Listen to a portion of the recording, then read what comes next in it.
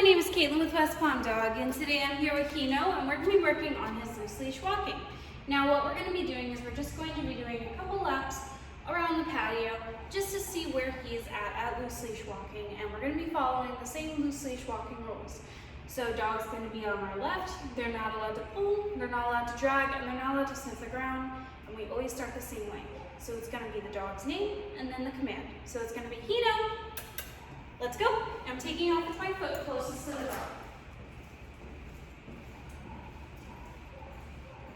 So just go ahead and walk. You see his nose is pretty low to the ground, but that's okay. He's not sniffing the ground. Good boy. See, he's handling turns like a champ. No resistance with turns, no dragging. That's a very common issue with dogs is that during the turns, they'll start dragging blood. I'm also making noises around the turns too. That does also help a little bit.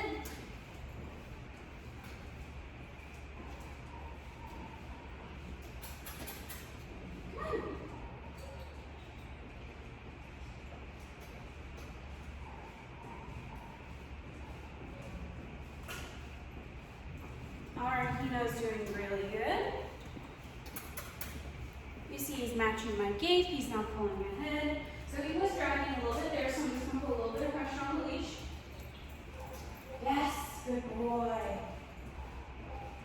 And you saw because he was dragging a little bit there, I just put a little pressure on the leash because we want to decide the terms of the walk. We don't want Hino to decide the terms of the walk. If Hino decides the terms of the walk, then we're walking at his pace. We want him to walk at our pace.